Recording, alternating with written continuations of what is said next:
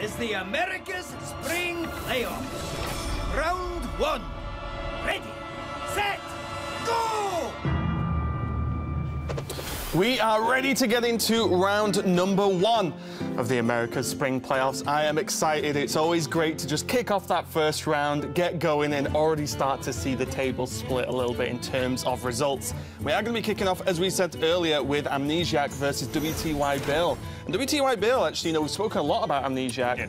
But Bill, he's actually come through Tavern Hero, but not the most common of Tavern Hero stories for him. We've seen him before. Yeah, no, wtybill is a cracking player, and we talked a lot last week about, the fact that Tavern Heroes just haven't really got there historically in playoffs. If a player is going to be able to do it, wtybill has the pedigree already. He has been a championship competitor in the past, so him coming in through the Tavern Hero system could be a big boon to their win rate going forward. But for me, the most important thing to point out about this matchup is something that you will be hearing a lot of the casters saying this weekend, whereas this is very slow control against very slow control. Both of these players have brought extremely heavy, greedy lineups. They both have the Spirit Echo Shaman. They both have a Control Paladin. There's a Jade Druid, a Taunt Warrior, Quest Rogue, Dragon Priest. Absolutely insane late-game battles are going to go down in this series. Yeah, and these players are just raring to get started, so we're going to go straight into game number 1 of Amnesiasc versus wtybill. Amnesiasc on the Control Paladin and wtybill on the Jade Druid. And you were saying, last weekend, Paladin was almost a story in itself and has been since Ungoro has come out. We've seen a lot of the Murloc-heavy, aggressive Paladin lists. Already, let's just check out the Doomsayer in Amnesiac's opening hand, as well as almost just everything else. He runs a Forbidden Healing, an Ivory Knight. This is just a full control list to the max, but is it going to be able to stand up against wtybill's Jade Druid? It's an excellent question. The Jade Druid in itself is probably the most likely deck here for wtybill to get a win. I'm not entirely sure. I'm not sure if we saw the bans on screen, but I imagine Amnesiasc has banned out the Quest Rogue from wtybill because that deck single-handedly farms his lineup. So of the decks that I presume to be remaining, the Jade Druid is kind of the least important deck. It's the one that's going to find a win somewhere. There is a Black Knight in this bad boy, so if this comes up against Quest Warrior from Amnesiasc, he's just not winning that game. So Jade Druid is going to get a win here, but, crucially, this being a heavy control list from Amnesiasc helps him dodge a couple of tech cards that Bill has gone for, because throughout Bill's lineup, it's actually even a little bit greedier than Amnesiac's overall. There's an Azoth in the Paladin, for example. There's the Jade Druid as the ultimate control buster, but he's also offset that by including some tech cards that are going to whiff completely against Amnesiasc. There is a Hungry Crab in his Jade Druid. There is Eater of Secrets in his decks as well. So the only card in Amnesiac's entire lineup that plays into either of those cards is the 2 Hydrologists that he has in this Paladin deck. Really hates Hydrologist, I guess. He wants to completely destroy every atom of that card. My strategy for this tournament is I'm targeting Hydrologist. Yes, definitely a potential win condition, as we'll see how it plays out. Amnesiasc gonna just drop the Doomsayer on 2 and try and sort of negate Bill's potential flow of cards here, but even just the Blossoms is just going to be absolutely fine. You don't really play it for the Jade this early. The Jade it generates is more of a nice bonus. Mainly, it's about ramping up into these key cards. Look at this now for Bill.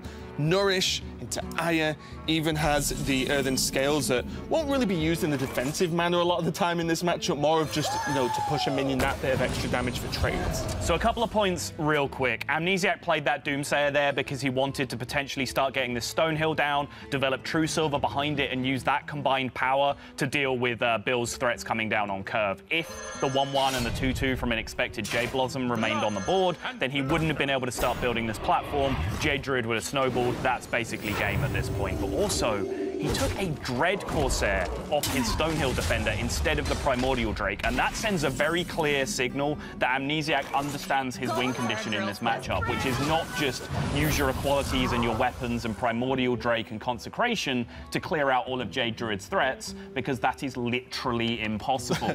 You cannot clear all of Jade Druid's threats because they have an infinite supply of them. So Amnesiasc recognizes his win condition here is just trying to tempo out as best as he can. Try and land Spike Ridge Steed by getting minions in play. That Dread Corsair was the perfect pickup to allow him to do that. Yeah, especially because the Dread Corsair specifically has synergy with weapons, so it could go True Silver, remove a minion, Dread Corsair, same turn. Right. That's exactly the kind of turn you want versus this Jade Druid. On wtybill's side, though, he's just has all the value he could need at this moment in time. Has Aya to start making these Jades even bigger, already at a 4 now. Just going to soak up a hit from the True Silver. Spike Ridge is going to land with the coin, though, so that is very, very important. And it was a tough turn. I think Amnesiac's consideration there, he would like to hold on to the coin just a little bit if he could. You know, double 8-drop in hand means coin 8 into 8 is something that he'd really be looking at doing.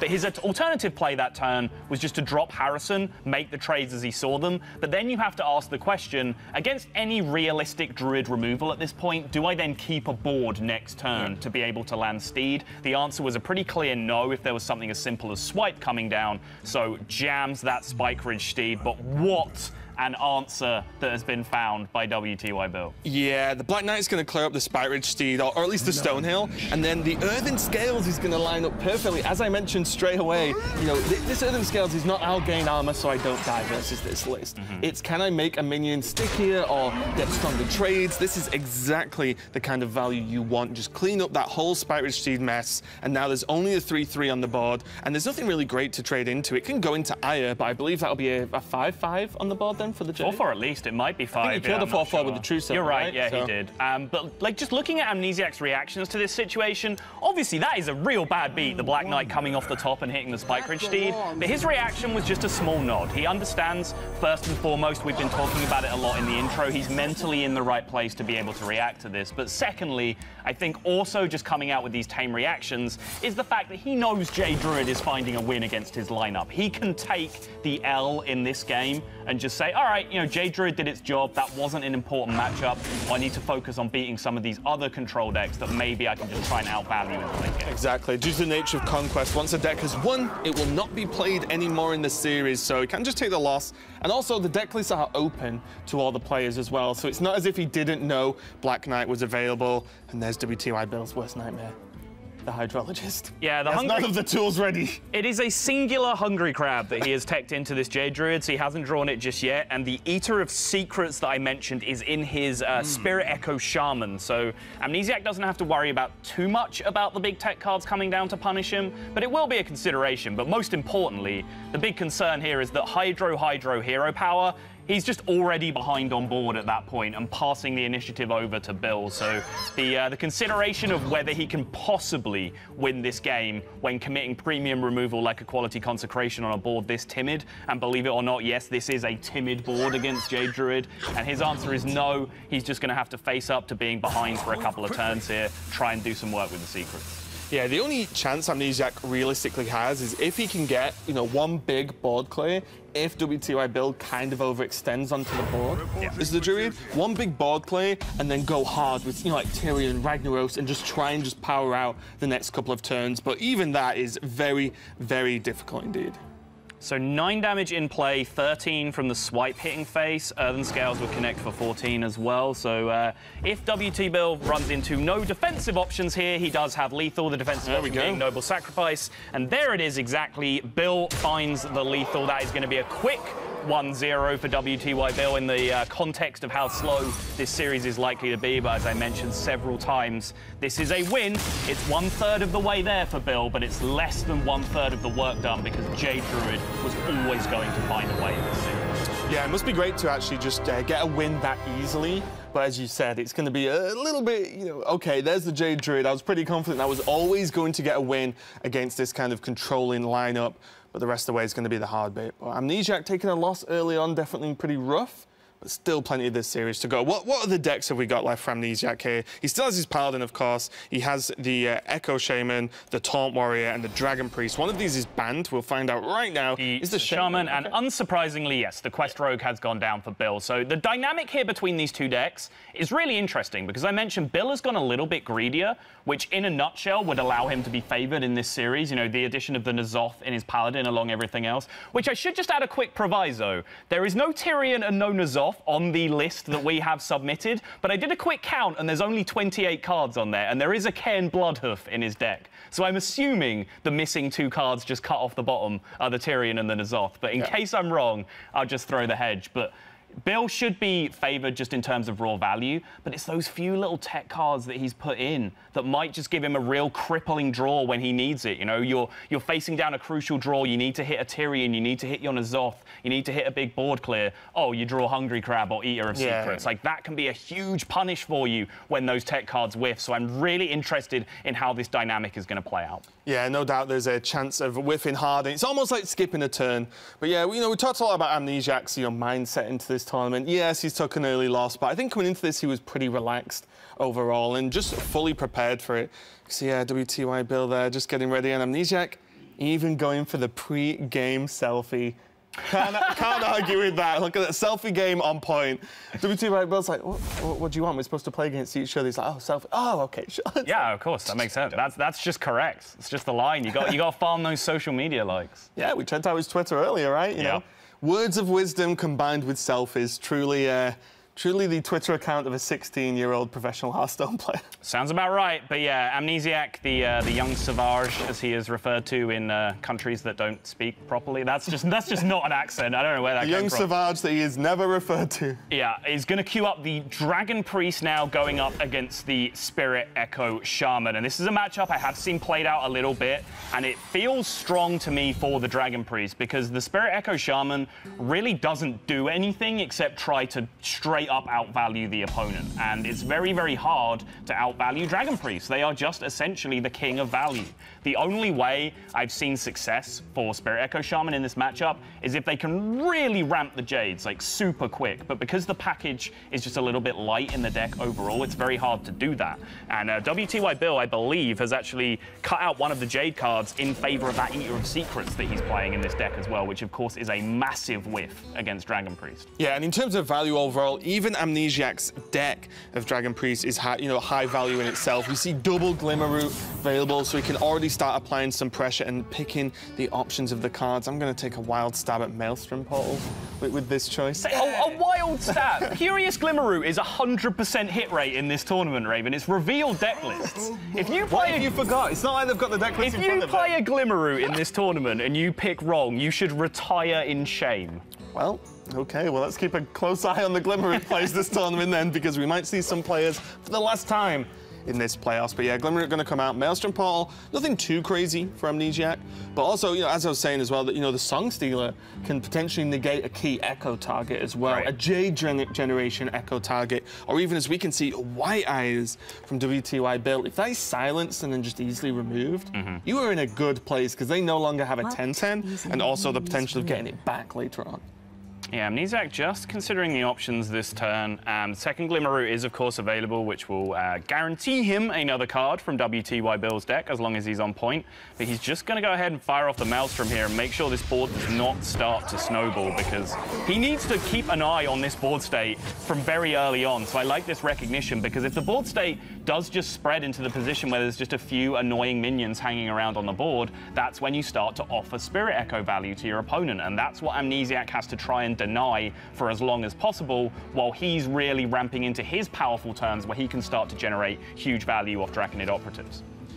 Yeah, Jade Lightning going to be used to clear up this Glimmerroot here, and in terms of value as well, Devolve just doesn't really get there against Dragon Priest, because you're looking at, 5 drops, 4 drops, 6 drops, and you're like, oh, well, devolving these, maybe it helps a little bit, but a lot of the time you're devolving into just as beefy style minions, and the minions that Priest plays often does their job on the turn they play them, right? There's a lot of battle cries in the deck, as opposed to lasting minions that you can negate live values from. Yeah, it's not quite the world of Dragon Priest pre-Ungoro, pre-standard rotation, where basically every minion they played had premium stats for the mana cost. So if you devolved it, you were pretty much getting the job done pretty often. But now there's Draconid Operative, which does still have premium stats despite its insane upside for some reason. But beyond that, there are a couple more utility minions, these 3/3s and 1/3s that you see hanging around on the board right now, but picks up a Hex from the second Glimmerroot, which is actually a really big deal for Amnesiac. That's definitely a premium card to be offered from that Glimmerroot. Especially when Ayers just hit the board as well. It's going to be a great target just to clean up with Hex here. And you see, wtybill, we might have sold him a little bit short here by talking about Amnesiasc so heavily, but he does have championship pedigree. I think actually Bill and Amnesiasc were at the same championship events, 2016 winter, and you can see there he is tied with, I believe, Chucky for the fastest rate to legend in 114 games, I believe. And Raven, as we both know, fastest win rate to legend is actually a huge indicator of player skill. Yes, 100%. Chucky, an absolutely amazing player. And, no doubt he's high, especially with his arena run. I mean, Frodan was talking about it before, right? Like, anything he applies his mind to is performing very well. This Hex, though, can be absolutely fantastic, and not really much of a response from Bill there. Just, yeah, okay, you just hexed my Aya. Okay, I can deal with this. I would look a little bit more upset if it was me, personally, especially with now double Spirit Echo available in hand for Bill, but no board to even think about it, and not enough mana to combine anything great at the moment. I think the story of this game is going to be wtybill just holding off the board or the aggression from Amnesiasc just to get that one value Echo turn and then hope to snowball off the back of that. And I mentioned if the Spirit Shaman was going to find a way in this game, they have to get a good Jade start. They have to ramp Jades quickly. And Bill has found 4/4 Jades already on turn 6, which is very, very solid. And ramping Jades in this deck is so important because not only is it such great board control, such great board presence, and such great pressure, but the quicker you ramp your Jades, the more oppressive your Spirit Echoes become more quickly, because you just naturally get bigger minions on the board to then Spirit Echo. You get another activator back to your hand. That activator is then jamming a 6/6 instead of a 3/3. The Jade Golem that you echo at the same time is just going to be bigger when that comes back to your hand. So there's such huge upside in getting off to these really quick starts with the Spirit Echo Shaman. Yeah, a second Hex now picked up from Amnesiasc means he just has so much extra spot removal. Priest has Pain, Death, the Bookworms as well, even the Dragonfire Potion to just clear out the board. But now add on that 2 Hexes, it's going to be absolutely amazing versus this deck of Bill. And crucially, Hex denies a Spirit Echo as well. Yeah. It denies the Death Rattle. And I think you mentioned Bill's reaction when he got his Aya hexed. Honestly, I think he was fine with that. He's like, okay, I mean, that's a Spirit Echo minion that I get to go off later, potentially on a White Eyes, on a Jade Chieftain. But now the second Hex being picked up for Amnesiasc. Reaction time. Now we'll see whether wtybill is slightly perturbed at these potential pulls from Amnesiasc's Glimmer Roots and Draconid Operatives. Yeah, and we talked a lot about the lineups coming into this match, as we will do in most matches, and while waiting for Amnesiasc to decide, we can check out how he approaches building a lineup for a tournament. The way we usually make a lineup is we look at the top win rates from the Vicious Syndicate Data Reaper, which gives us sort of a good baseline. And then a good way to do it basically is just to find decks that work well with a common ban. So if you have 4 decks that have hypothetical 80% win rates and they're all 10% against Warrior, well, if you put those together and ban Warrior, that's a pretty good lineup. So that's the basic theory that goes into building a lineup. One word that was very important to me there is we. The way we build a lineup. Yes. Not a lot of good players build a lineup on their own. And you will notice this lineup that Amnesiasc is bringing, the Spirit Shaman, Control Pally, Taunt Warrior, Dragon Priest, these 120 cards are shared by several other players in this tournament who are that we that Amnesiasc was referring to. But yeah, I like that explanation. It sounds very, very simple when Amnesiasc puts it like that. There is a certain level of complexity that comes in that it's not quite as easy as he makes it sound there. Like, oh yeah, I just have 4 80% win rate decks if I ban Warrior. Well, yeah, sweet. Like, if that was the case every time, building lineups would be very straightforward. Yeah, and we did see in that previous turn that the Hex was used to negate the White Eyes effectively just straight out of the game. And now the N'Zoth draw. I feel like the draws are just like kicking Bill while he's down to a certain extent now, because now Aya and White Eyes both gone due to Amnesiasc effectively sort of mimicking cards from his opponent's deck with this Dragon Priest. And it's what the deck excels at. It's the true power, I believe, of the Dragon Priest, and be able to just generate so much value. And also, the hidden edge of just playing with cards from your opponent's deck is absolutely insane. And that's the choice Amnesiasc has had to make, right? Like, he can use his Hexes to deny the Spirit Echo value, or he can use his Hexes to deny the N'Zoth value. Because, as I mentioned, Bill is just adding that extra level of greed to these control decks hex by jamming N'Zoth in his Shaman, jamming N'Zoth in his Paladin. Amnesiac does not have those. Amnesiac's Shaman deck relies much more purely on getting Spirit Echo value. So Amnesiac using those hexes very intelligently, saying that Spirit Echo feels like a card I can beat. You know, I have a couple of AoEs that can sweep these minions out. If the N'Zoth board comes down, starts resurrecting White Eyes, Storm Guardians go in the deck, like that's when things are going to get carried away. Yeah, and just look at the difference in hands here. Like, look at wtybills to start off with. A lot of reactive cards, Spirit Echoes as well. Stonehill Defender, maybe you can fish a White Eyes back again. Just to start, you know, like, going for this N'Zoth play. But then, look at the other side of the board. Amnesiac still has, you know, Potion of Madness, not too crazy. But Ysera, he's already used 2 Hex. Primordial Drake, another Draconid Operative. Shadow Visions to fish another spell. A Song Stealer to deal with a Spirit Echo target. All the value in the world, and now he has what I would normally refer to as a board clear in terms of Ysera Awakens, but now it's just 5 damage burst, the way I'm looking at it. There is the White Eyes, though. Does pick it up. He's going to need it. He needs some sort of value engine this game, so White Eyes is right up his street in this position, but I love this play from Amnesiac. You know, he just jammed Ysera down. He hadn't really seen any of the clean answers yet, so, you know, Ysera gets hexed. Sure, that seems like it might be likely to happen, so why did he do it? Well, look at the board position that he's left himself in. If wtybill has to spend his turn hexing that Ysera this turn, then Amnesiac just gets to continue to snowball on his own terms.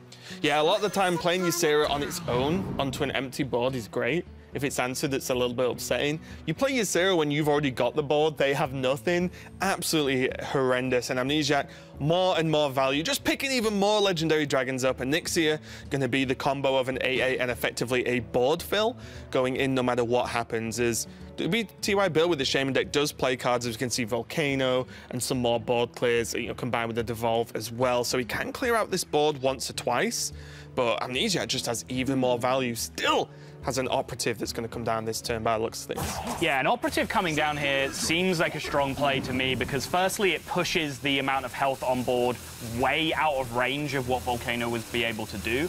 Secondly, even if there was some kind of, you know, Devolve Volcano combination to be able to clear this out, well, fine. Like, but all of these cards that I played this turn, the Historian and the Draconid Operative, have just responded with value in my hands. You can go ahead and spend your whole turn AoEing this board. I have no problem with that. I'm just going to jam it. Yeah, and we see now I think a common thing we'll see in this tournament, the power of Dragon Priest in this tournament metagame as a whole. It feels like every single card they play, they gain a card back anyway, and in value matchups, that's going to be key. But speaking of value, there's still 2 more White Eyes on the board.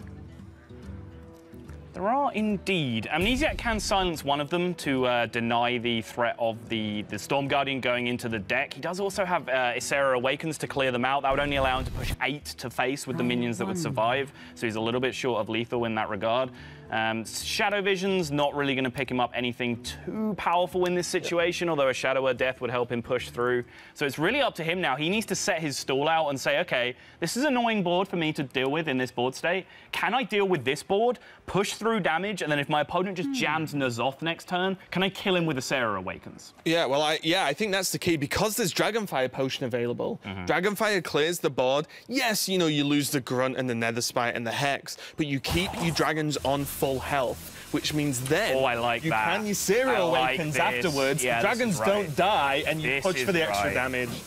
Dragonfire Potion, you push through, you push the 8, that puts wtybill at 13, which means if N'Zoth is played, Awakens comes down, deals 5 to Bill, that puts him at 8, and then, hey, guess what? We have got more than 8 damage pushing through on the board. This is a great setup. I called it out. You saw the lines. Amnesiac saw the lines. This is going to be squaring up the series now for Amnesiac. Yeah, a full setup based on that Ysera play. And again, let's just think about the value of this Dragon deck. Ysera was not in the deck. It was discovered. And then Amnesiac managed to get the Ysera Awakens, which then completely altered the game plan and allowed for this play to happen. And frankly, wtybill just blown out in this game completely. But something, as I said, I expect to see a lot in this tournament from any player who's brought Dragon Priest. An amazing deck to go against Control. Yeah, that matchup just feels brutal. Bill just even did have the quick Jade start that I talked about, getting up to, I think, 4/4 Jade Golems on turn 6 was what I called out. Just wasn't able to grip a board. That's the problem. Like, Dragon Priest is able to generate value off cards like Draconid Operative, which are insane on the board. You're actually gaining tempo as you're gaining value. It is actually unfair. Like, Priest was a dumpster class when Draconid Operative was released. Now Priest is actually very, very playable. You start to get this feeling that, like, Draconid Operative is just way too strong. But, you know, Anduin needs some toys every now and again. He can't be the dumpster guy forever. Yeah, and Amnesiasc taking the win there versus wtybill. Might be the start of a victory in this series, as he didn't have the best of winter seasons, but he's definitely feeling good about his chances now. Thinking back to winter playoffs, I'm actually pretty happy with how things went down. I was really happy to make it out of the Swish step bracket. I was proud of that. We have Amnesiasc versus Frozen. Possibly the biggest game that we have in this top 8. It's a match between two of North America's most high-profile players. It was pretty unfortunate that I had to play against Frozen because we were definitely the 2 best players in top 8. That is it. Amnesiasc is going to have to wait one more season at least. It's going to be Frozen who's going to the Bahamas. When I realized I lost, I was pretty sad. I'm a pretty competitive person, so it's pretty rough to come up short like that. Amnesiasc was so close, said he was going to do it, and almost got there. If I were to meet Frozen in top 8 again, I'd be really mad if I lost because he's already qualified for the World Championships. I mean, I gave him his last time, but how many times are you really going to beat Amnesiasc? Like, let's be real. Looking forward to the spring playoffs. I care about pretty much every tournament equally, so I'm just going to do my best, and let's be real. Everyone knows I'm going to win. He knows how good he is. He's not afraid to say it. He's not afraid to put pressure on himself with some of his statements because he knows he has the mentality to live up for it. When it comes to having haters, I really don't blame them because at the end of the day, I am an overconfident kid, but I back it up with some of the best results in the world, so you kind of just roll with the punches. Making it back to the World Championship has been my goal all year. Winning at this spring playoffs and qualifying to go to Shanghai, I could promise that I would put in 100% effort and show up ready to win in China. He does pile a lot of pressure on himself, not looking too He's not feeling the pressure right now. Yeah. He's definitely not feeling that pressure right now, Raven. He's just laid back, chilling, getting ready to go into his game. And he talked a lot about... Now he's just hugging his cat. He's trying to hug us. It's all right. We love you too, Amnesiasc. It's all right, Will. We're here for you. We'll hold you, buddy. We got you. And he did mention as well, you know, going up against Frozen, he felt bad losing and hitting someone he felt, you know, potentially his equal in the Americas region. And there is, maybe not quite. I was going to say, does Amnesiasc really believe that anyone is his equal? George C. That's fair point. But yeah, and there's actually just a really good chance we could see Amnesiasc versus Frozen in this Swiss. You know, Frozen is playing, as Amnesiasc mentioned, even though he's already qualified. Similar to, you know, Steinudachi, for example, in EU. He's still playing the tournament, and we could see that a little bit later on, so that would be amazing if it happens. But this series is 1-1, Amnesiasc versus wtybill. Amnesiasc locking in the Paladin again. wtybill just hitting this Shaman, and we were talking about to the end of the last game about how rough that matchup looked. And for me personally, with this deck, that's my frustration with it overall. Hey, Spirit Echoes, 2 of, were just sat in hand all game. They did actually nothing, and getting that value is so difficult without already being ahead. It's a very, like, weird deck to try and manage against certain matchups, specifically, you know, Dragon Priest. Anything that's remotely good versus Control, I feel, just destroys the Shaman list. This is so huge. Before I kind of respond to what you're saying there about the deck, like, drawing double Hydrologist here early from Amnesiasc is massive because it gives him the chance to play both of the secrets that will be generated and get value out of them way before wtybill is A, likely to have drawn his Ether of Secrets that's in this deck, and secondly, just, you know, before he even has mana available for it, potentially. So he chose not to coin it out, which means the turn 4 play into the secret will be able to happen if he goes for it on the following turn. But still, those early Hydrologists are minimizing the chances of Amnesiasc getting hit by that one-off tech card in Bill's list. But on the Shaman subject, I totally agree with you. You're playing inefficient minions early on. You see a 1/4 on the board that he just paid 3 mana for. You're pressing Totem a great deal to try and get value out of things from below that you pick up off Stonehill Defender, for example. You don't have Flame Tongue Totem to try and grab a board early on. So how are you just ever building a board state that Spirit Echo lands on? It's just such a late game card because you have to get a thing from below all the way down to 0 mana. The fact it's 3 mana with as a well, Jade right? Chieftain, right? Exactly. So it's such a slow deck to operate that even other control decks can often find ways to make the aggressive push against that deck, exactly like we saw Amnesiac doing in the previous game with the Dragon Priest. Yeah, and Claw's going to help just clear up this small board from Amnesiac here. And there is the getaway. Kodo was chosen as the secret earlier from the first Hydrologist. And this is almost just the overall MVP secret at the moment because just the base value of it is absolutely insane. In a deck where you're playing a lot of cards that generate value by playing them themselves, even just Burn Bristle, for example, it takes double trades because of the Divine Shield potentially, and then you get it back to just replay. Getaway Kodo, absolutely amazing as an all-rounder, but never mind. Hashtag Secret. Got him. Yeah. That was actually crazy because Eater of Secrets, because it gains a buff from the secret as well, it's not as if you're playing a truly bad minion to kill a secret. You actually, look at it, it's a 3/5 on 4. Well, with 4 mana, should I say, not on 4. Yeah. Because the Overload, but that isn't actually terrible as a minion itself, even just sniping one secret. It also just killed a Wicker Flame Burn Bristle, essentially, by destroying the Getaway Kodo as well. Yeah. So it's pretty high value. I mean, I think Eater of Secrets is absolute dumpster tech that you should never put in your deck, but, like, that's not because when it hits, it isn't powerful. It's because of how completely miserable it is in every other situation.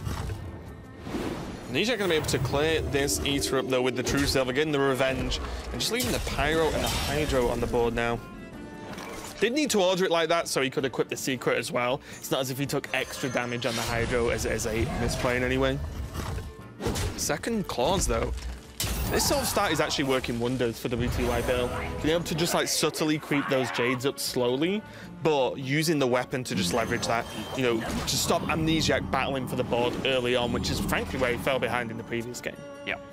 And now just falling behind on the board is Amnesiac on a turn that is crucial that you don't do so, because he just needed minions to stick this turn to be able to potentially land Spike Ridge Steed. Spike Ridge becomes very, very complicated with Pyromancer on board as opposed to how you want to do this.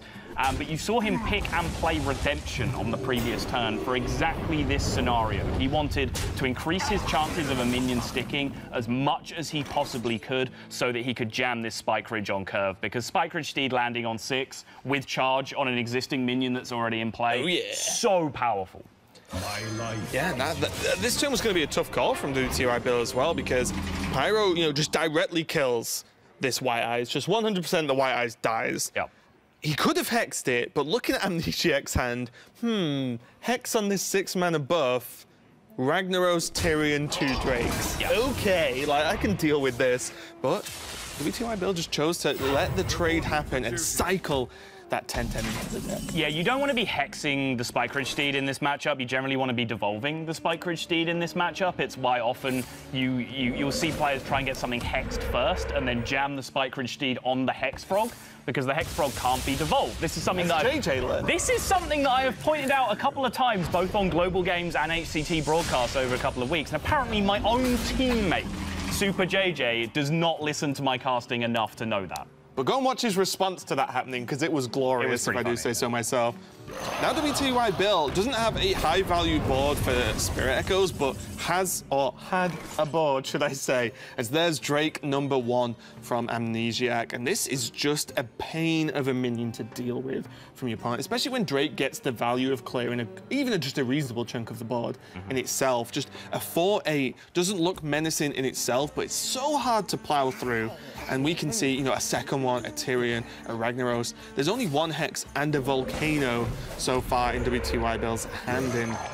Is this going to be the Spirit Echoes turn? I think it has to be. Look like it. Not the best value in the world, just picking up a 5/5 and a 3/3 alongside the relatively inconsequential totem as well. So, but I think wtybill there was reticent of what we saw happen in the previous game, where he just died with 2 Spirit Echoes in hand. If you have a deck that is built around a particular card or one particular, board clear, tech card, powerful play that you have available in your deck, and you die with it in your hand, that means one of 2 things. things. That either means that card's too greedy and it needs to go out in the first place, or it means you need to play it quicker. You need to play it for less value. You need to play looser with that card. Bill has reacted appropriately and is doing exactly that in the follow-up. That's something we do see a lot in series as well. You know, the development of just the players and learning process within a singular series, never mind a tournament run or even a whole year of Hearthstone itself. wtybill has a few options now. Again, Ragnaros is just another Hex target. The fact that Rag hit the Drake was absolutely huge, because it means that now the thing from below doesn't kill it, as it was lined up to make a trade next turn.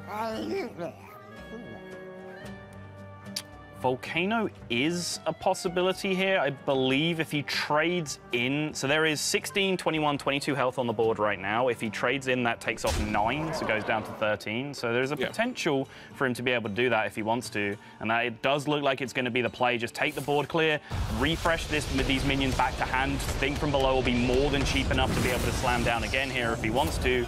So just making sure he was got maximum value out of Volcano there, really, answering 2 huge threats with a single Volcano. And essentially, although he killed some of his own minions, because they had Spirit Echo on, he hasn't really suffered any net loss on that front and is now able to reload ahead of the board now. Yeah, suddenly even a mediocre level of Spirit Echoes that we saw just then, getting the value, it's just reset the board, as you said, got rid of the big minions, and most importantly, set himself up to build on this board for future turns. A lot of the time with this deck, it stumbles when the board is wiped every turn, because they don't have good minions to battle for the board on their own. It's all about just building the pressure, building the power, as Harrison comes down now, chips the final durability of the claws, gets additional draw from Amnesiasc. Nothing too fancy. Is there a world where you just take Rathion and you just want an additional cycle? Just to draw a card, it's reasonable, I guess. How good is Wickerflame versus this specific deck, right? It's okay. But... I mean, I think you'd still love to play a Wickerflame on turn 3, for example, but it's more the question of, like, how good is a Wickerflame on turn 10? So, yeah, Rathion seems reasonable, but the more interesting decision for me this turn is whether it's Hero Power or whether it's Doomsayer, because the Doomsayer could have come down in a situation where both players would be relatively happy, letting it go off in terms of value. Just a gentleman's agreement. Yeah, the board state is fairly even right now, but crucially, it would mean that Amnesiasc would have an entire free turn of tempo to develop through with a Tyrion if he wanted to. Yeah, I think the reason for holding it back here for Amnesiasc is that he has Equality Consecrate. You know, he has ways to just wipe a board, so why not wipe an even bigger board, then play Doomsayer and gain that kind of tempo later game? Because if you do it later in the game and get more value, you probably just win at that point. Totally agree. That was the point that I was going to lead to as well. He also just has Equality Primordial Drake, which essentially does the same thing, but an entire turn quicker. That's the insane power of that play. When you go Equality Consecrate Doomsayer, you stop your opponent being able to play anything, and then you drop a huge minion on the next turn. When you Equality Primordial Drake, you do both of those turns in one turn. You clear the board, and you've dropped your huge minion behind it. That's exactly what Amnesiasc's going to go for. He could have gone Equality Consecration, Doomsayer, and then gone with the Tyrion next turn, but he's played no real soft check for Hex or anything like that in this game so far. So just this 4-8 dominating the board now gives wtybill at least a little nudge as to whether that Hex is there. The Hex does come out. Amnesiasc has just set him up and knocked him down. Tyrion can now come out and potentially contest this board, although that means that the Mana Tide Totem will be able to get repeated value. Yeah, it's going to be a tough one as well. The Mana Tide is just a pain to deal with in the fact that it doesn't actually it's indirectly killing you, basically, because it generates additional cards for your opponent. Sometimes you can ignore it when your opponent's almost got a full hand anyway, and you're like, well, what's one more card going to do? Right. But at this point, wtybill, before the Mana Tide tick, just on 2 cards in hand versus all the value in the world from Amnesiac's side of the board is going to be rough, and he is, in fact, not going for the Tyrion this turn.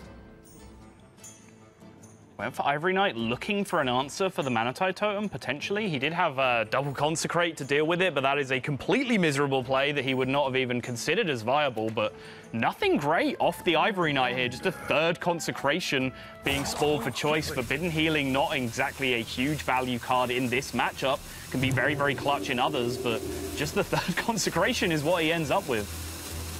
Yeah, I mean, you know what? It's pretty good against totems. And Sure. At this moment in time, with your opponent on so few cards, there is a chance that a lot of it is just going to be posturing onto the board, just trying to build up that board, try and build up some small value, and then go hard later with the Spirit Echoes. Doomsayer is going to come down now, and it's going to be a little bit awkward here. wtybill just realizing that, yeah, I just need more cards. I need to cycle through my deck, get some of these stronger, more powerful cards into the game. So this Thanos is going to be sacrificed for an additional 2 cards with the help of that Mana Tide this turn. No second Hex just yet, though. Is Amnesiac going to follow this plan that he set up a couple of turns ago and drop the Tyrion? It's looking like a good turn for it, but the doubt will be creeping into your mind. It was such a clean play on the previous turns, but there was a Mana Tide contesting. Since then, what, 3? Now it'll be 4 off this draw. Extra cards have been drawn that could now be that second Hex. About to find out, and it's not Hex. So, Devolve's okay. Because it stops, most importantly, Devolve's kind of like Silence. It will stop the Tyrion generating an Ashbringer. Yep. But Tyrion is an 8-drop, and creating just a 7-drop is still a little bit scary in itself. And one of the issues is that wtybill might actually just play a board this turn that Tyrion doesn't even come close to dying to, and then devolve the turn after when he can make some trades. Yeah, 7-drops aren't really that great in terms of overall average stats. Like, the vanilla test for a 7-drop is, you know, War Golem, it's a 7/7. Does 1 more damage than Tyrion? Right, but the thing is, there's so many cards that are actually below that on pure stats when you look at, you know, your Baron Geddons and all those kind of things, but you have a very good chance of at least evolving it into something that has more power, that hits you harder for a couple of turns, which could be a big problem, but wtybill would be just as scared of that Ashbringer coming down, because if he just buffs it up by 1 point of attack and the Ashbringer just connects 3 turns, if he doesn't devolve it, then the Ashbringer is going to end up doing so much more work. Yeah, and this is generally not the kind of N'Zoth you normally want with this deck. You really want to Spirit Echoes those Death Rattles, play them multiple times, and maybe even Stonehill into an additional White Eyes, get it played, but this just needs must here for Bill, to be honest. Just needed to get something on the board and then to build in potentially that Devolve next turn. Not tapping the shield in any way means that Tyrion just will not die unless there's a Force Kill, but Force Kill isn't really available here for Amnesiac. This turn's actually very awkward. Like, the N'Zoth is so poor that it doesn't even feel like it's worth your second equality, but at the same time, it is almost his ultimate late-game push. So if your opponent was willing to N'Zoth for this little value, maybe you're willing to equality for this little value as well. But Amnesiac just goes ahead and drops the Rathian. He did have the opportunity to double Consecrate and trade the 1/1 through the White Eyes if he wanted to use his Consecrations to really set up an aggressive push for himself. That would deal 4 damage from the Conks and allow his Tyrion to connect with face if he wanted to start going down that line, but a little bit ambitious. Amnesiac is just going to sit back and just play this out. Plain and simple, but the Storm Guardian now been drawn immediately. I hate when people do this to me. I've had this on like turn 5 and turn 6 before. That's horrible. I mean, that just feels bad. Yeah.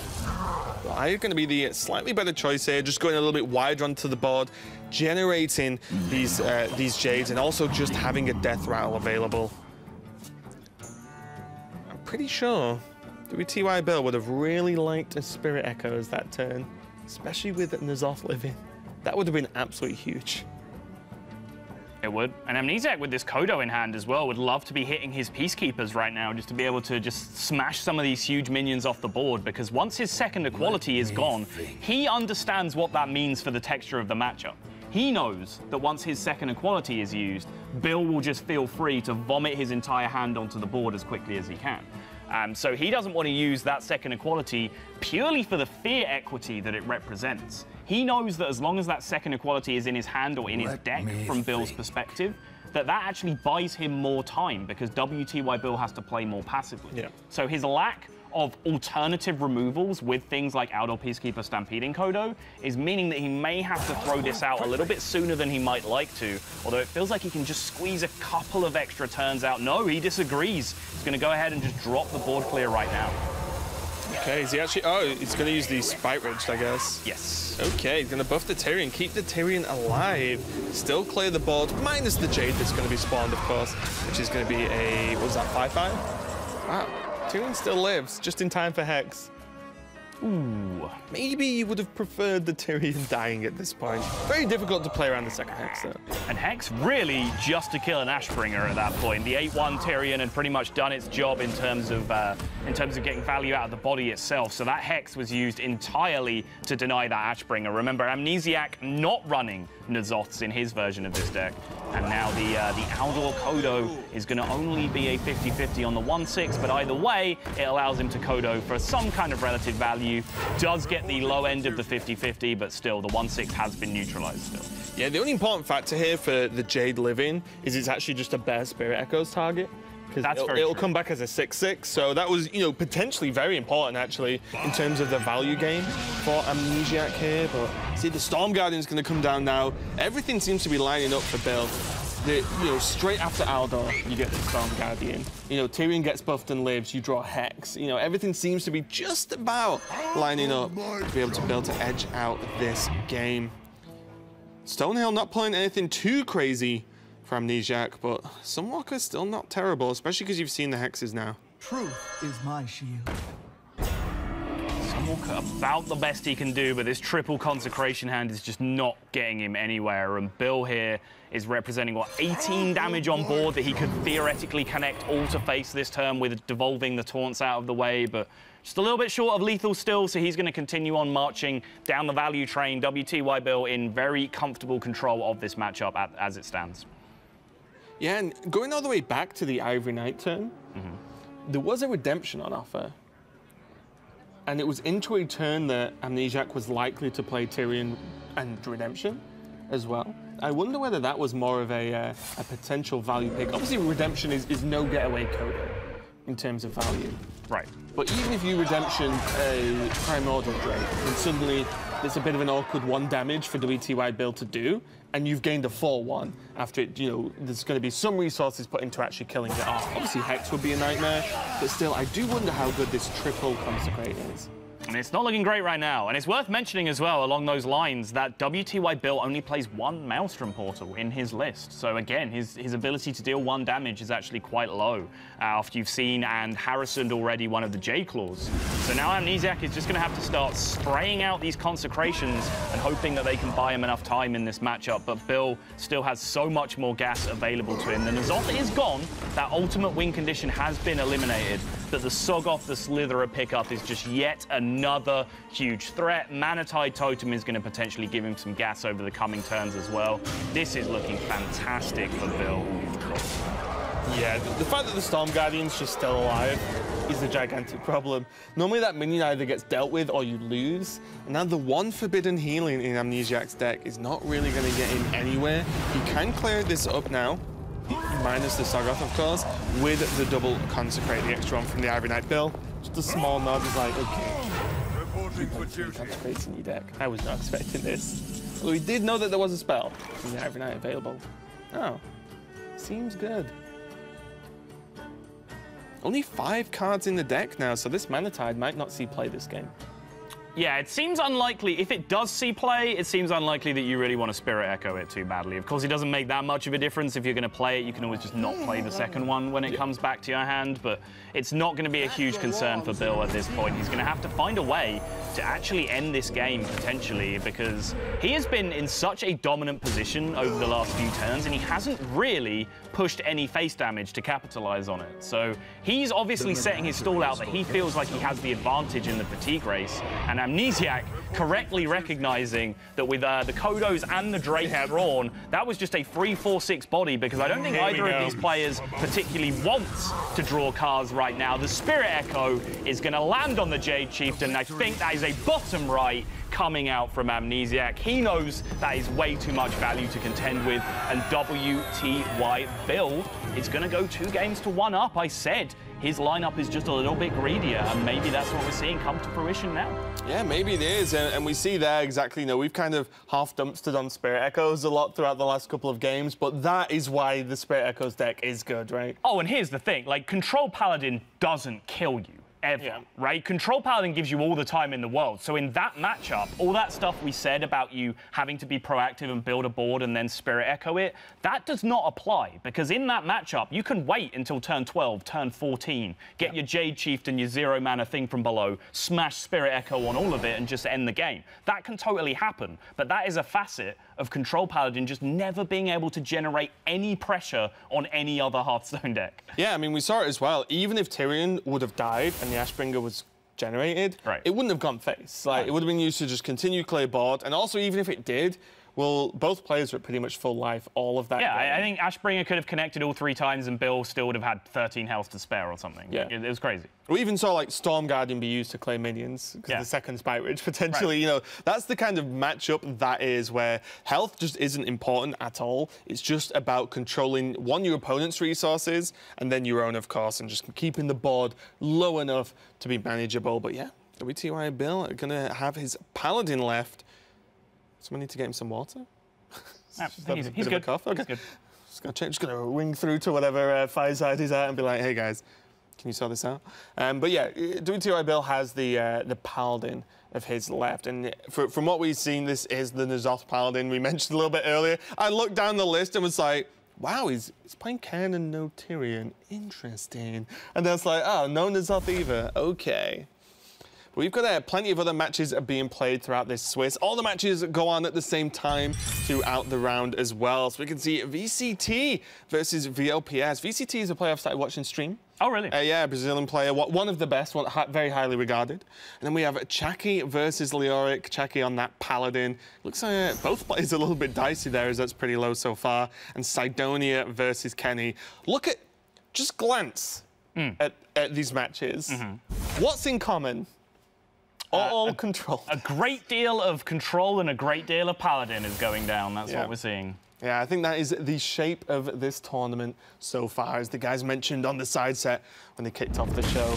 The almost flip from EU to Americas for, you know, aggro, or at least half aggro, to just, let's all just play control decks and get comfortable as we move on to potentially the last game of this series. If wtybill can get a win, it's going to be Paladin on Paladin action.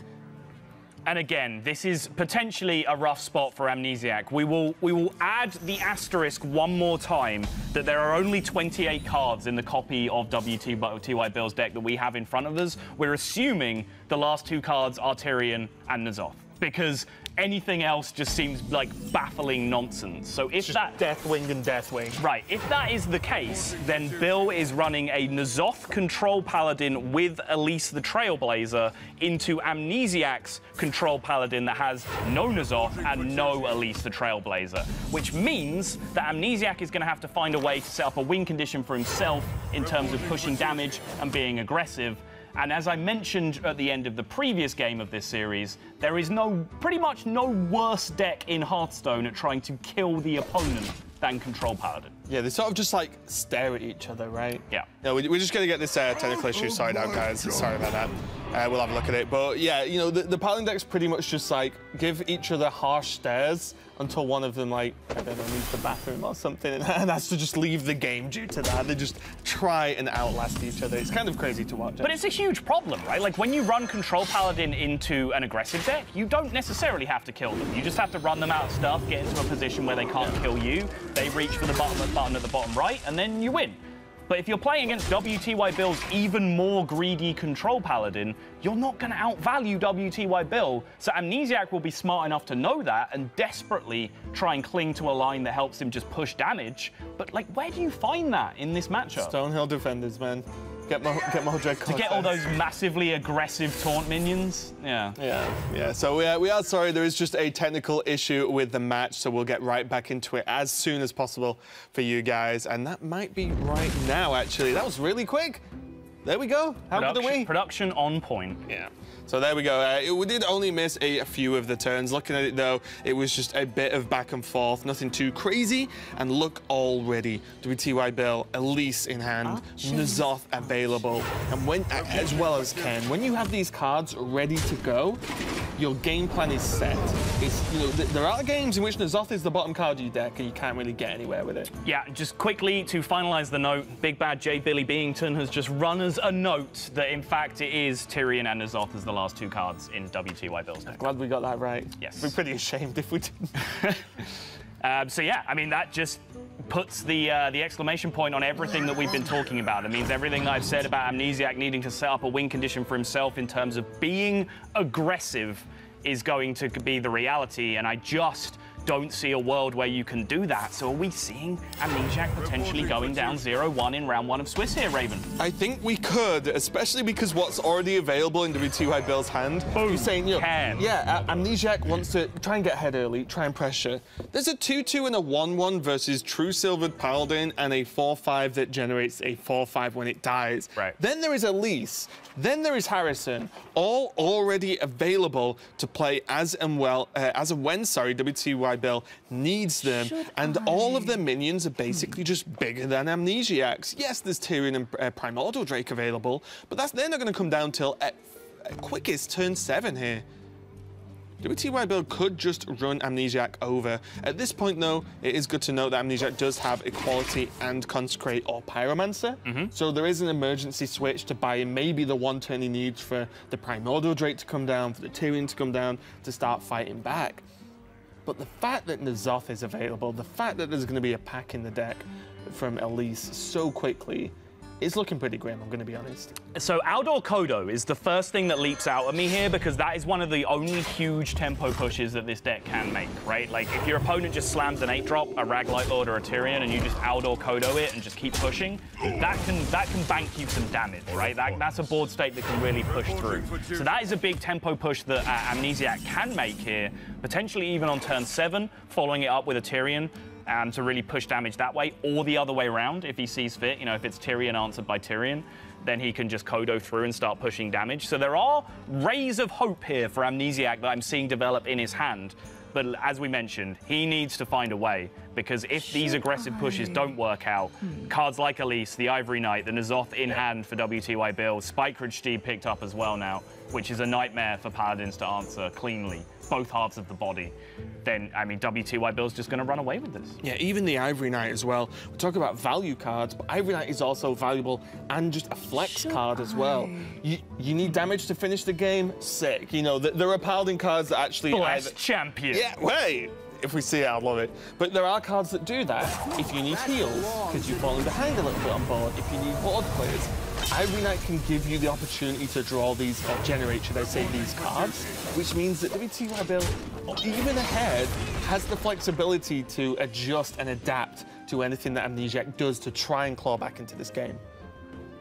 So wtybill essentially valued his True Silver above the threat of a Spike Ridge Steed from his opponent this turn, which makes sense because, yeah, Amnesiac is getting to the point, has enough mana available now where he can just always land a Spike Ridge Steed on a minion that he plays in the same turn. So playing around that doesn't seem to make much sense. He'd rather hold on to the True Silver, get greater value out of that. But now, this is around the point in the game, and you can see the furrowed brow, the intense consecration. We might see an intense We consecration. may do. That may still happen, but concentration was the word that I was looking for on Amnesiac's face, as he recognizes if he does not grip an advantage now over the next 2 or 3 turns, it might just be too late for him. Yeah. It's very important to note as well that a loss... That is an intense consecration, Raven. Sorry, I'll give you this one. I'll give you this one. It was pretty intense. All right. But a loss in the first round of Swiss is a nightmare. This is the main thing you need to avoid, as it's more than likely it will create worse tiebreakers, as you'll be paired down for the second round, and then so on, so on, so on. Yeah. So Amnesiac having a loss in this first round, this could just be the match that actually makes it so he doesn't get there. You know, like he will have to go 6-0 from this point. If he loses it, like, you don't get through as a 5-2 if you've lost round 1. We've seen that with Karakute in the past, missing out on tiebreakers because of her early losses. So if Amnesiac goes down early here, he's going to have to make a 6-0 run through the rest of the tournament. Yeah, and this kind of play as well from wtybill, as we just get back to the game, is exactly what I was talking about. You know, yeah, Elise and Stonehill, great. What have you got to beat up Elise? You know, and then if you got something great, I have now Tarim, I have 2 Spike Ridged. then have N'Zoth just as the cherry on the top for if anything gets too dicey. He's already seen a Pyro and a Consecrate as well to help clear the board out. So you know there's one Consecrate and one Pyro down, so the equality combos in the deck are just lessened over time. I just had a moment of value-induced shock as I realized that wtybill has the opportunity of a turn 10 Spike Ridge Steed plus Faceless Shambler available to him now. That's all I've got for that. Yeah. Gives you the shudders. Yeah, this is a very intense moment. We've discussed the importance of not losing round 1 in the Swiss, and Amnesiasc believes that nervousness and tense situations are not an excuse for misplay. Reporting for duty. I think when people watch me play, they either really want me to win or they really want me to lose. But I wouldn't really say that adds any pressure or affects how I perform. I don't think nervousness is a valid excuse for not playing your absolute best when you're playing for this much. So I take every tournament the same, and I don't really make any mistakes.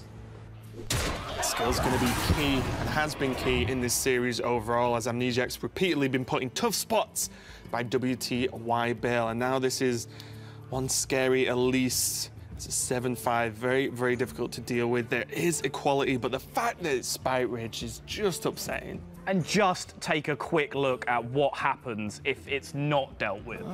Then the Faceless Shambler can start to come down, start to copy some intense stats. The Spike Ridge Steed being used already, it's going to just be absolutely brutal for Amnesiasc if he doesn't find a way to deal, but he is going to go ahead and do it here, pairing it with the Aldor and the Spike Ridge Steed to be able to push through and value trade. And now this is Amnesiasc's push. This is now finally him getting a grip on the board state, him pushing ahead. He needs to now consolidate this into 2, 3, 4, 5 more turns of pressure, but wtybill just has all the answers. The Spike Ridge Steed, Faceless Shambler. More importantly, the things nightmares are made of, a Spike Ridge Steed riding a Spike Ridge Steed. What does that even look like, Blizzard? That is not more important than the fact that there are 2 4-12 taunts on the board right now, Raven. We will agree to disagree. Fine, I'm right. In your opinion. Yeah, this is looking pretty grim. Just the Shambler coming down now is a card that is not normally played and not normally picked, quite frankly, from Stonehill. But wtybill seeing the lines here and just saying these minions can simply get out of control, even if these get cleaned up. And this is a big ask of your opponent. Even if there's Tarim, there's N'Zoth, there's still True Silver, swing number 2, and another True Silver for, to leverage the board and beat the board back down if Amnesiasc makes another push. Then there's Ivory Knight to just do whatever he needs it to do as well. Yeah, I mean, strong situation. This investment into equality in terms of, actual raw resources from your deck is so low. Like, Spike Ridge Steeds are, not the highest value cards. They're things that you need to land a target on. They're kind of auxiliary cards to your game plan. And then the Faceless Shambler is just a pick-up tech card off a Stonehill defender. So it's a free card generated by the deck that's now eating an equality from Amnesiasc. And as you mentioned, Bill just still has all of these resources to keep going with in this spot. Yeah, look at this though. To be fair, every single turn we're seeing from Amnesiasc is just calculated. He cleared the board somehow. He did use the equality, but cleared the board, developed minions for himself as well. So he is potentially making the pushes. And now Blessed of Kings, one of the burst options, I'll call it, from the Ivory Knight. It's also cute because he can potentially go equality first into Pyro into Blessing of Kings from this spot, and then just have like a huge Pyro sitting around on the board after clearing. Yeah, cute. Hashtag cute plays.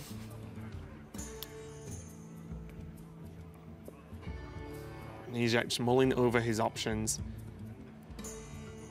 I feel like in his position, this is not a turn that you can allow the Doomsayer to live. Obviously, he had a very clean kill, so this is just straightforward, right? Yeah. The Kodo clears it up. But even if the kill wasn't that clean, I think you cannot submit the initiative onto the board to wtybill in Amnesiasc's spot here. You need to be the aggressor, so to speak, and you need to be pressuring, or Amnesiasc is just not going to be able to outlast this. And now Bill here has to decide how greedy he wants to be with all of these board clears that he has available to him. If you do the pluses and minuses of clearing this board right now, there's kind of 2 equations. Firstly, you have so many board clears that you can feel like you can just keep throwing them out at this point and be fine about it.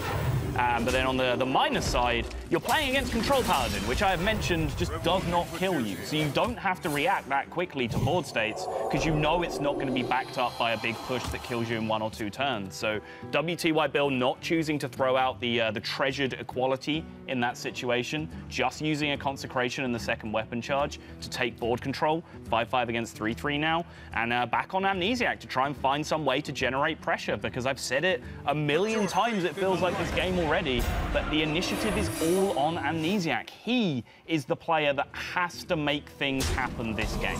Yeah, and we see now the Getaway Kodo with the Tyrion from the Stonehill, a lot of extra stuff that didn't start in the deck but is available now, is another turn where Amnesiac's like, right, okay, the board pretty much got cleared. There's a 5-5 on the other side. If I get the Tyrion to connect, to either kill the 5-5 to get a swing in, it gets cleared up, but then it gets Kodoed, I can play it again. These are all the chances that Amnesiac has to win this game, and it is still pretty close. We can see there's still all the resources in the world for wtybill, but if this Tyrion gets to come down again after getting value, there is a chance that Amnesiac sort of just like pips him at the post, so to speak, you know, just like really just sneaks it through somehow, you know, through this N'Zoth, through this Tyrion, now through the Ragnaros, so it's going to be tough, but Amnesiac's making the best chance he has out of it. Yeah, Bill had this clear available to him the whole time, though, which was Pyro Consecration, kills the Kodo first, the Conch kills the Divine Shield, and then the 1 damage goes through, which means a clean trade from the Silverhand Recruit. So it was never a big problem if he had the caster vision of knowing that it was Getaway Kodo. Yeah. He just had to consider all the other available options first, considered them, used the full length of his turn, and said there's no real harm in trying this and seeing if I get punished for it, because, you know, even if it was a noble sacrifice or a redemption or whatever, it wasn't the end of the world to just lead out that way and play around Getaway Kodo first and foremost. Yeah, and now things change a little bit now. I was going to say wtybill has like the small choice of going Tyrion into the True Silver just to kill off this huge Drake, because the health total is just a pain. But with the Curator pickup, this feels a little bit cleaner. And now the Nemesis story. Hungry Crab's available, Hydrologist is available. Bill just hates Hydrologists. No, I mean, we're memeing about this a lot. Obviously, he's aimed these techs at aggressive decks that he wants to counter out, and it just so happens that the only one card that features either Murlocs or Secrets from all of Amnesiac's decks is that Hydrologist. So we might even just see him just hold it back here, because how much value is the Hydrologist in this position? His Tyrion is already gone until he has... That was a Stonehill Tyrion. It was a Stonehill. Right? So until he has his natural Tyrion, how much value is just exposing the Hydrologist to the board where it can get Hungry Crabbed in this spot? Because now you know it's been drawn a lot of the time, right? Curator pulling a beast is either going to be the Kodo or the Hungry Crab. Both kill a Hydrologist. True. Very true. Well, it's going to be cleared up now. And also as well, just even if the Hydrologist line isn't as linear as I need to get away Kodo or Tyrion, you know, you might open plays for like Redemption being key. Even like Redemption or Doomsayer, you could get one off purely because the Paladin might be struggled to actually do that 1 extra damage to it once it resurrects. So there's still some other lines that this Hydrologist could go for. But now the onus is on wtybill. When is he going to commit to this N'Zoth? Let me just fix my face real quick. There is no Kodo in wtybill's list. So Amnesiac actually 100% knows that that Hungry Crab is in hand right now. That's why I put Curator in. There you go. Just rip that crab. Yeah, and to be fair, if you've played on ladder in the past month, a lot of Paladins play a lot of Murlocs. So it has been known to happen. We are joking about the Crab, but Crab is not an unseen tech in many, many, many decks on ladder and in competition. We saw it a lot last weekend for the European playoffs. And that's going to come down now and just boost Bill almost back to full health. And again, just creating another easy threat. Like, I don't think wtybill really cares too much if this is cleaned up. There's just the damage on board to kill it anyway. But it's just another threat where, you know, if Bill's just taking the approach of burning Amnesiac out of resources, threats, out of damage, out of sustain, then this is how you do it. You just plod one thing on the board. Can you kill it? Okay. Here's my next thing. You will run out of stuff before I do, Amnesiac. So is this Tarim time for Amnesiac? Because it takes a lot of, you have to take your foot off the gas significantly to deal with this Rag Light Lord otherwise. But Amnesiac says no, and he's going to just continue to leverage his own health total here, which of course you are more than entitled to do against Control Paladin, a deck that cannot kill you ever. So he's just sitting at 8 health right now, feeling perfectly comfortable about the situation. wtybill is now going to try and find some value from Stonehill Defender. Grime Street is high tier, but not as high as it gets. And I love how quickly he's playing here, like as if he doesn't have any other choice as to continue to commit to the board to fight for it, because he's trying to sell Amnesiac on a line where more resources get committed to the board, so this equality Primordial Drake combination can blow Amnesiac out. I don't think it's necessarily going to work because Amnesiac knows that at least the Primordial Drake is there. It's been drawn off the Curator, it's a guarantee. And with the amount of time that's elapsed, the amount of draws that have been picked up from Amnesiac in this spot, he will know that there is an extremely high chance that equality is hanging around as well. Yeah, and we see this as well from Amnesiac on the other side of this, where it's just, yeah, just dude and heal. Great. This damage is actually enough to kill you eventually. It's more than 0. But yeah, Amnesiac just applying enough pressure for wtybill to do something, but I would just be dismayed if I was Amnesiac. There's still an Elise pack in the deck. Like, how are you hacking through all of this? It's absolutely crazy. Yeah, Amnesiac is ahead on fatigue, as you can see on the counters on the right-hand side. 10 cards remaining in Amnesiac's deck, 8 in wtybill's, but that's the big question, right? There's still a Tyrion to come. There's still the N'Zoth itself to come. There is still the Elise pack to come. It's just a matter of whether Amnesiac can possibly last the 7-8 turns that he needs to even get wtybill into that fatigue position. Yeah, and also with the Elise pack, once it's played, the whole, being okay with low health kind of goes out the window a little bit. It's not that you can play around cards from Ungoro, but you've definitely got to consider the fact that you couldn't just chill on like 4 health with a taunt. That could just be a huge problem that the pack has an answer for. Now Acolyte coming down for wtybill. Huh. I mean, we just mentioned that wtybill isn't playing the fatigue plan here, right? He's trying to set up a board that just kills Amnesiac in this position, so him drawing cards is ideal because he wants to get to his Tyrion to set up this N'Zoth board as best he can. Yeah, it was just a consideration of with a 1-1, with a Pyro, with a coin, is there a way that Amnesiac could potentially force a quick enough fatigue, but I don't think it's quite there yet. It's a possibility. Amnesiac will There's 2 definitely 1-attack minions on the board, right? Like, you can force 3. Be considering it. That still puts you to 5, or it puts wtybill on 5 cards, 4 on the draw on his next turn. 4 turns is still a long time when you're this far behind. Lay on Hand's not the ideal choice if Amnesiac is looking for this fatigue game plan. It's whether there are any key cards remaining in his deck that he hasn't had access to yet, which I believe still has that natural Tyrion we've been talking about in there. Yep. Get it.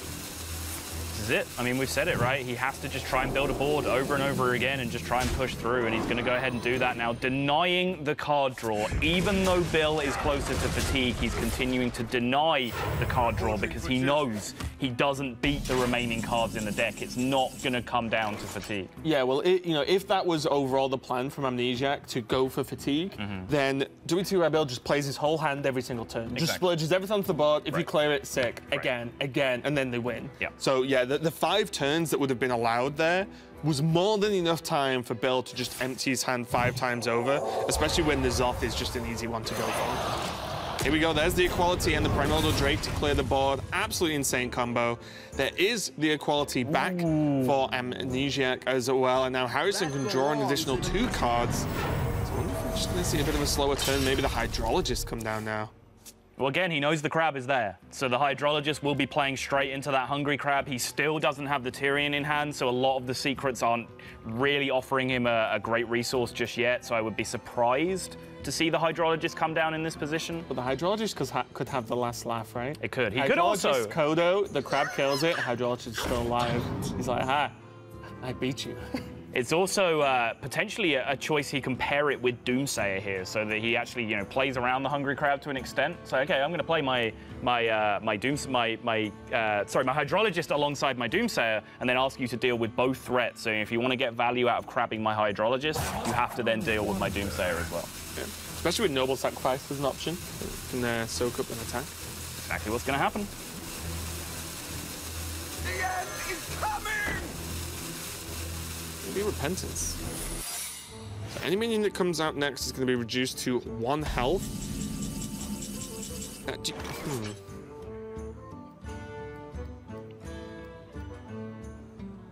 You sounded like you had a thought. Yeah, I was just thinking if there's a way to actually hold on to this board, but none of it's really worth it, to be completely honest. No, tie him into, you know, like the board, really. Like, just throw the board away. You're fine. You can just nuzz off next turn. Right. I think the really interesting talking point this turn is just how confusing it was for wtybill to figure out what was going on here. You know, you see him just essentially missing 4 damage to trade into the Hydrologist because the sequencing dictates that Harrison was played first here. So potential things with the Doomsayer going off can give you Harrison back to your hand potentially, right? If things can happen. So he was just trading into the Murloc there to just try and reduce the impact, and it turns out that was not the case. It was just a Repentance coming down instead. Well, it would never go back though, right? Because that's on your own turn. Yes. So is for guests only. should he have traded into it? Should he have just gone phase? Because if he kills the Murloc and it's Getaway Coder. Oh, I guess that's the best target for Getaway Coder, right? So I guess that was the reasoning. But yeah, there was nothing too crazy for the Harrison there. There's the crab, though. Gonna come down, soaking up that Repentance. And finally, the Tyrion has been drawn for Bill, so suddenly the N'Zoth is looking much more appealing in hand for wtybill, and Amnesiasc is running out of time to find a win condition for himself in this matchup. It's running out of time and resources, to be honest, as well. It's going to be a tough one. As soon as this Tyrion dies, it just opens up an even stronger N'Zoth. And wtybill can, frankly, wait till the end of time to play this N'Zoth at this point. He can just wait till this Pyro, well, mainly this Equality is used, and then play N'Zoth. He has enough pressure to do whatever he wants. He can just drop a Doomsayer to just buy time if he really wants.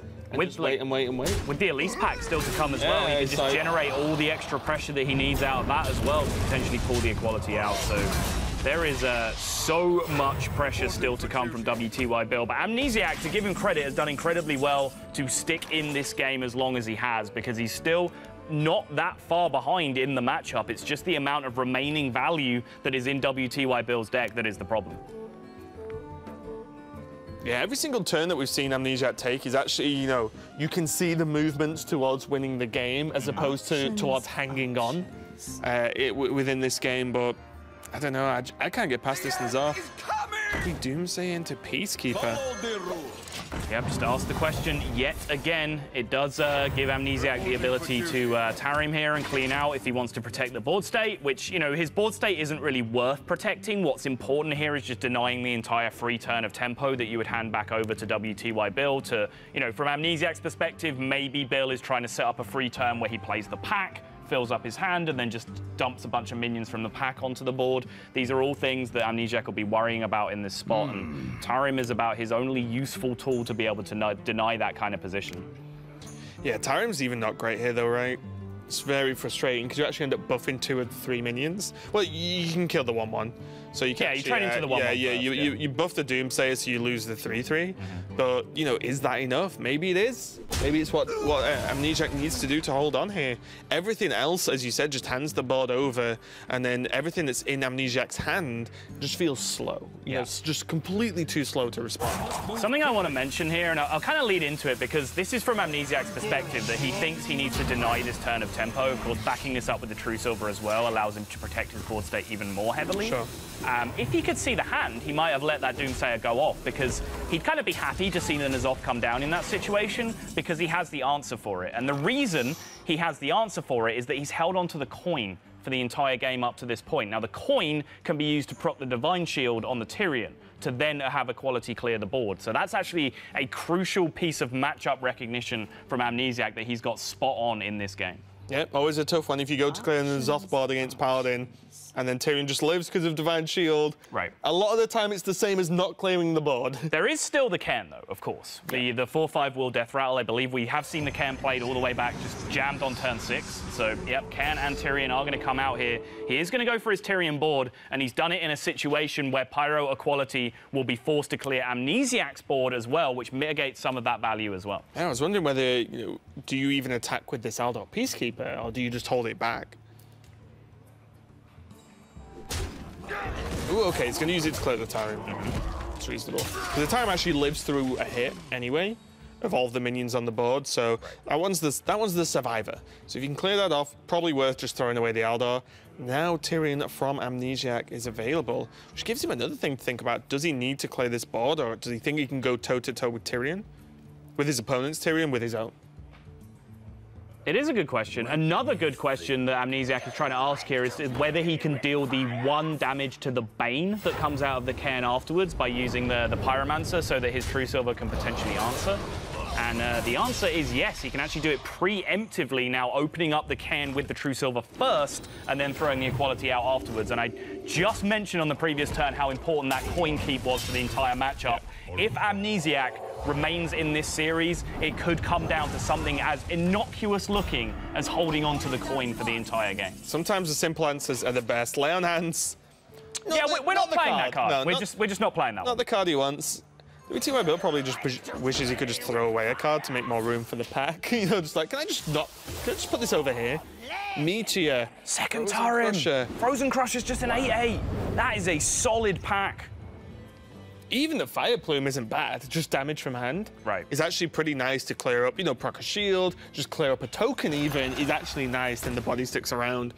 But yeah, Frozen Crusher actually, when it attacks, if you don't know, it freezes itself for a turn. So you can attack every other turn. But when it's an 8/8 this late in the game, yeah, and you have it for free to a certain extent, just 8 damage once. I mean, first things first, it represents lethal right here and now. That is the big thing about there just being a 5-mana 8/8 in that pack. Amnesiac forced to play Tyrion here to try and deny this lethal setup from wtybill. Could have gone Rag Lightlord instead, but that would have just been a clean trade for the Frozen Crusher. And now wtybill is just having to deal with these last few cards from Amnesiac's deck and this extra value. He still has the Forbidden Healing as well to pull him out of that fatigue damage range. As long as he can find a way here to deal with this Tyrion board state, he's looking in pretty good position because the 2 Tarims as well will help him to wall out any chance of the Ashbringer damage just smashing him in the face over and over. Yeah, there's a chance he could just trade the Pyro in, drop the Meteor and go. But that is a little bit scary. He could squeeze in the Forbidden Healing as well this turn if he really wanted. Could do some Tarim shenanigans, which guards him actually against the Ashbringer. Yep. Which is just reasonably safe. You're just like, well, okay, he probably just can't cut through a Tarim as well. Disappointing the Frozen food as well, Frozen and the 3/3. Just having a rough day. Look, he did get to swing. His name is Stanadachi, okay? Frozen Crusher, his name is Stanadachi. Get it right. I'm sorry. Okay. I will never get it looking good again. It's going to be 5 damage to the face with this Ashbringer, though, and just start to really pressure in. Suddenly, an additional swing of the Ashbringer. There's going to be 1 damage from Fatigue next turn from Amnesiac. wtybill is going to take 1 now. This Ragnaros Lightlord will hold him in the game for now, at least. It will, but Tarim number 2, Meteor, both really clean answers to it, Equality as well. And crucially, yes, wtybill is lower on health and fatiguing first, but he has that extra 20 healing from Forbidden Healing 20 on demand that Amnesiac was forced. I want to say forced. He correctly used his first Ashbringer, I believe, to really take a bunch of board control. Took 18 to 20 damage in the process, and then used Forbidden Healing. He hit the Lightlord, right? Right. I mean, he hit a bunch of chunky dudes in the mid-game. The mid-game in this matchup, of course, being turns 16 and 17. Yeah. This is still the same game, guys. So we are going to Fatigue. Burn Bristle going to help top up Amnesiac's health whilst negating some of the trades onto the board. Fire Plume Phoenix can chip off the shield or kill the minion, either or. From hand, but I feel like this Forbidden Healing timing is actually very important. It is. So Bill just took 1 fatigue this turn, correct? Yes. Which means if he has tracked the deck of his opponent correctly, he knows he does not have to heal this turn. The Ashbringer connects to his face, that puts him to 3. He takes 2 fatigue on the following turn, so he is fine. So this turn, he can play entirely for board control, which something like a quality Fireplume Phoenix, for example, just to clear out, sorry, a Meteor Fireplume Phoenix this turn, just to clear out the board state, looks absolutely wonderful. Yeah, also as well, you know, all these players know the deck list, but don't have the deck list in front of them, right? So what's important is that the card that Amnesiac has left is Ragnarok's Lightlord. It's a card you are very likely to remember not being played, because this is something that will probably or potentially come into the later rounds as fatigue starts to kick in for the players themselves after playing so much Hearthstone, is that you know, remembering all the cards from your opponent's list can get pretty tough, and now wtybill is actually just seems a little bit confused with himself at this point. He does. He definitely did have a full board clear available with the Fireplume Phoenix, I believe, which means there was no additional damage, which means potentially that Forbidden Healing has come down a turn too early. Choosing to Ashbringer down the 1/1 as well, just to protect his 3/1 on board this turn, is another strange decision. So he might have just seen an alternative line here where Fireplume Phoenix can just go face for the last points of damage he needs. Battlecry deal 2, that will push 8. In total, meaning that the 3rd tick of fatigue that Amnesiac takes will then end up killing him, but still looked a little bit cleaner with the line I suggested. But now Amnesiac, with 1 remaining threat in his hand, knows there is an equality still in wtybill's deck, is trying to find a way to make this happen, doesn't see it, and I think that look on Amnesiac's face is a look of resigned defeat. He has done the maths, he realizes he can no longer win this game, and he realizes that he is in trouble here. Yeah, this is absolutely huge, and this goes to the sense and just displays how much in control wtybill has been during this game, in the fact that he still has that equality and Amnesiac has no cards left. Like, that's kind of crazy. Normally, you would have, you know, the equalities are used for the big board swings, for the big plays, but wtybill has been in such a good position for almost all of this game that it's just allowed him to just keep hold of it, and effectively is the key card that's going to take him into this game. Whoa, why is Bill keeping the frozen minion alive as opposed to the non-frozen minion? Could he, that was a 3/1 remaining, right? So he couldn't have traded in the first place, it was a 3/1 to start with. Yeah, okay, fair enough. Well, I'll let him off this once. Fireplume Phoenix is still held in hand. Now there's a taunt in the way, and Amnesiac doesn't even have the swings to get through the Tarim. The victory is yours, wtybill, and he takes it over Amnesiac in round 1 of the Swiss. Great victory for him. Coming through he's one of the Tavern heroes, but a player we know very, very well with some great tournament experience in the Hearthstone Championship Tour. Yeah, and crucially, it was just, you know, he hit the lineup that he was really looking for. He had incredibly greedy control, and he ran into slightly less greedy control, which is a series that he's always going to come out on top of. I mentioned there was a few tech cards in the lists that could have punished him. Amnesiac actually did some really cute plays to try and make sure that those tech cards never found value, but it just wasn't enough. When you have an Elise in your deck for 5 extra cards, an Azoth in your deck for an extra Ken, an extra Tyrion, and an extra Ashbringer, you're not going to push through that in the control Paladin mirror. And you saw Amnesiac time after time looking for those tempo pushes, the Aldor Kodo kind of plays, just trying to push initiative where he could. Just ran out in the end. Yeah, it was definitely a rough one, but Bill is looking fantastic. I think just relieved. He's like, okay, wake up. That was a long series. You've got 5 more rounds to go today from Swiss, but I believe we've got some more information coming from this round.